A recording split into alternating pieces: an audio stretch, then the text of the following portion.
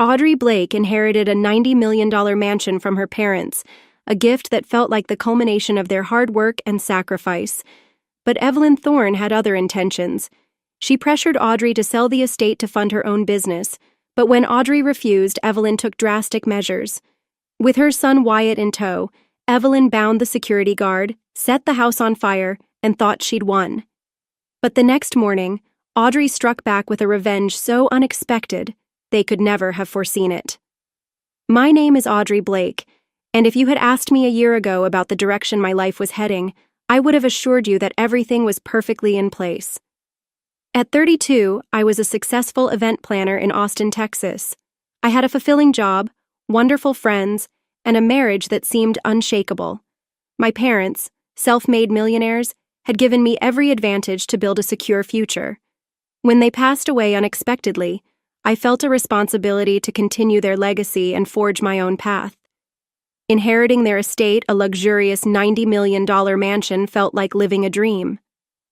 More than just a home, it was a monument to their dedication and love for me, and every corner of it felt like a connection to their presence. It was a lot to absorb, but I saw it as an opportunity to embark on a new chapter in my life. My husband, Marcus, and I had often discussed the possibility of moving into a larger home. Marcus, a 34-year-old real estate agent, was excited about the prospect of living in a mansion, and we eagerly began decorating and settling into our new home. It felt like our lives had finally fallen into place, with peaceful evenings strolling through the garden and enjoying our new life. However, it didn't take long for tension to surface. Marcus's mother, Evelyn, had always been a force in our lives. Critical, demanding, and at times overbearing, she was ever present. I had always believed I could handle her. But I was mistaken.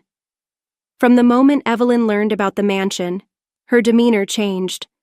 Her words were polite at first, complimenting the house, but there was a hidden agenda. She began suggesting that it was too much for one person, and that it would be a waste to keep it. One afternoon, as she visited and sipped tea, Evelyn casually remarked, "Audrey, I've always been a believer in smart investments. With all that money, you could really expand your reach. Real estate is such a profitable business. Why hold on to that mansion?" Her words shocked me. This house was all I had left of my parents, and selling it was not an option for me. "I'm not ready to sell, Evelyn," I said, trying to maintain my composure. "This place means a lot to me." Her smile didn't reach her eyes. "I understand, Audrey, but you realize selling it and investing in something else would set you up for life, right? Think about it, real estate, the right property, the right business. It could change everything." I could feel my stomach tighten, but I remained firm. "I'm not interested, Evelyn. I'm happy here." But Evelyn didn't stop. Every conversation seemed to circle back to the mansion. She didn't understand why I wouldn't simply sell and use the proceeds to make a more lucrative investment. The pressure intensified, and I started to notice that it wasn't just Evelyn. Marcus, too, seemed to be leaning in her direction. His silence during our discussions grew louder with each passing day, and I couldn't help but wonder if his loyalties were shifting. One day, Evelyn and her younger son, Wyatt, showed up at our door unannounced. I knew immediately something was wrong. Evelyn's eyes were too bright, too focused, and Wyatt, who was only 26, had an expression that mirrored his mother's impatience and hidden anger. "What's going on?" I asked, trying to keep my voice calm. Evelyn didn't even greet me. She walked straight into the living room and, without preamble, said, "Audrey, I've had enough of this. The house is a waste. You need to sell it and use that money wisely. I'm tired of waiting for you to make the right decision." I was stunned. "Evelyn, this house is not for sale. This isn't about the money. It's about keeping my parents' legacy alive. I won't just give it up because you think it's a waste." She smiled coldly, and for the first time, I saw something dark in her eyes. "You think you're the only one who can benefit from this inheritance? You think your parents would want you to hoard it? No, Audrey, it's time to let go." Before I could respond, Wyatt stepped forward, looking at me with a coldness that sent a chill down my spine. "Mom's right," he said. "You're being stubborn. This could be a huge opportunity for all of us. Why hold on to something that just sits there wasting away?" I felt the walls closing in, the weight of their words crushing me. "This isn't about money," I said again, my voice firm. "I'm not selling. This house is mine and it means something to me." Evelyn's smile faltered for just a moment, but she quickly regained her composure. "Fine," she said, her voice dripping with disdain, "but don't think I'll forget this." And just like that, she and Wyatt left. But I had a feeling in my gut that this wasn't the end. I didn't know it at the time, but I was about to learn the true depths of betrayal and the cost of standing my ground. What happened next would change everything. I wish I could say I was wrong about Evelyn, that I overreacted, but what happened next confirmed all of my fears. I thought the worst was behind me, but in reality, it had only just begun. It was a regular afternoon, or at least I thought it was. Marcus and I were settling into our new life, still getting used to the mansion. I was upstairs working on some event plans, trying to keep busy. I didn't expect anything unusual, but then I heard a loud knock on the door. My heart skipped a beat. Evelyn rarely came by unless she had something to say, and her tone the last time we spoke made it clear that she was not going to let this go. I answered the door only to find Evelyn standing there, her face flushed with anger. She didn't say hello. She didn't ask how I was. She simply stormed past me, her eyes locked on the mansion as if she was ready to tear it down with her gaze alone. "What are you doing here, Evelyn?" I asked, my voice growing tense. She didn't answer immediately. Instead, she called out to Wyatt, who had been hiding behind the large columns of the porch. Wyatt stepped forward, and that's when I knew something was wrong. They weren't just here to talk. "Evelyn, what is this about?" I asked again, feeling a sense of dread growing in the pit of my stomach. "Everything, Audrey," she finally said, her voice hard. "You've made a huge mistake by not listening to me. I gave you a chance, but now you're forcing my hand." Before I could ask what she meant, a loud sound came from behind me, followed by the unmistakable crack of fire. I whipped around in shock and disbelief. Evelyn and Wyatt were standing there, a lighter in Wyatt's hand, and the flames were starting to spread on the edge of the mansion's beautiful porch. My breath caught in my throat. "What are you doing?" I screamed. "This is the only way, Audrey," Evelyn said coldly. "You're not listening, so we'll make you." My heart raced as I realized what was happening. My house was being set on fire. This wasn't an accident. It was a calculated act to destroy everything my parents had worked for and everything I had inherited. The flames spread rapidly, devouring the edges of the mansion, and panic surged through me. My first instinct was to call for help, but I knew I had to do more, to stop them from completely annihilating everything. With my mind already on survival mode, I ran to the living room, grabbed my phone, and started recording the scene. My hands trembled, but I forced myself to capture every moment. In the background, I saw Marcus standing there, a look of indecision on his face, and then I saw the security guard, tied to a chair, gagged, helpless to stop the arsonists. That was when the full weight of betrayal hit me. Marcus, my husband, was standing there, doing nothing. He wasn't trying to stop his mother or brother. He was complicit. The tears threatened, but I held them back, unwilling to show my weakness. In that instant, I made a decision. I ran to the back of the mansion and unleashed my trained attack dogs. I trusted them more than anyone else at that moment. As soon as Evelyn and Wyatt saw the dogs charging toward them, their faces drained of color. Without a word, they turned and bolted, leaving the fire to rage in their wake. It felt almost surreal, like everything was happening in slow motion. I could hear the dogs barking as they pursued them, but the fire had already taken hold. I dialed 911, but by the time help arrived, it was too late. Half of the mansion was already consumed by flames.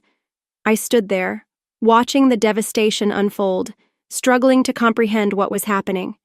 This was no accident. It was a deliberate act to take everything from me, and the worst part was realizing that Marcus had played a part in it. My own husband, the one person I trusted, had watched it all happen. The days that followed were a blur of chaos. The police arrived and I showed them the evidence I had recorded. But by then, Evelyn, Wyatt, and Marcus had disappeared. They had gone into hiding, evading the authorities. I couldn't believe it. My own husband had chosen to side with his mother and brother over me. I felt lost, heartbroken, and angry, but I knew one thing: I wouldn't let them get away with it. Not after everything I had lost. I hired a lawyer, Franklin Hayes, a calm and experienced man specializing in property disputes and fraud. From the moment I met him, I knew he was the right person to handle my case. He listened to my story patiently, and as I showed him the video evidence, he nodded solemnly. "We can use this, but we need to gather more. If they're running from the law, we need to move quickly," he said. His words were a sobering reminder of what I had to do next. We gathered every piece of evidence, photos, recordings, everything that tied them to the fire. I knew Marcus's involvement was undeniable, but they had vanished without a trace. Despite the police's efforts, they had disappeared, and it seemed they were planning something more, something worse. I felt helpless. My own family had betrayed me, and now they were hiding, evading justice. I spent each day checking the news, hoping for a breakthrough. I even visited the charred remains of the mansion, the place where so many memories were made, but I couldn't afford to mourn just yet. There was something more important at hand: revenge. No, not just revenge, but justice. 1 week later, the breakthrough finally came. I received a call from Franklin early in the morning. His voice was steady but urgent. "Audrey, they've been found. Your husband, mother-in-law, and brother-in-law were arrested this morning at the airport. They were trying to leave the country," he said. For a moment, I felt the weight of the words hit me. I could hardly believe it. They had tried to escape, to flee from what they had done, but they couldn't get away. The police had tracked them down just in time, and now they were facing serious charges. I didn't know whether to feel relief or anger, but in that moment, I realized that this was my chance to make them pay for everything they had taken from me. They had destroyed my parents' legacy and betrayed me in the worst possible way. Now they had to face the consequences. The charges were severe: arson, conspiracy, and property destruction, among others. I could hardly stand to think of my husband's involvement in all of this. I had trusted him, and he had thrown it all away. But there was no time for self-pity. I had to focus on the court case ahead. The trial was intense. I testified about everything: how Evelyn and Wyatt had set the fire, how I had captured the evidence on my phone, how Marcus had stood by and let it all happen. They denied it at first, but the evidence was irrefutable. In the end, the court ruled in my favor. Marcus, Evelyn, and Wyatt were ordered to sell their properties and compensate me for the loss of the mansion, but their punishment didn't end there. The court handed down prison sentences, and they were forced to face the consequences of their greed and betrayal. It wasn't the end I had imagined, but it was justice. For the first time in weeks, I felt a sense of relief. They had been caught, and I had done what was right. But little did I know this was just the beginning of my journey to reclaim my life. The aftermath of the trial was nothing like I imagined. I thought the verdict would give me closure, but instead, it left me with a bitter taste in my mouth. Justice had been served, but I couldn't shake the feeling of betrayal. Marcus, the man I had once loved and trusted, was now a stranger. My own family, my mother-in-law and brother-in-law, had turned on me, and the house, the beautiful mansion that had been my parents' legacy, was gone. It wasn't just bricks and mortar that I had lost. It was the symbol of everything they had worked for. But as the days passed, I began to realize something important. I had triumphed. I had fought back with everything I had, standing strong in the face of betrayal from those I once loved most. No longer was I just the victim of their deceit. I had transformed into the woman who survived it all. I had reclaimed my life, my power, and my future. Now, it was time to build something new.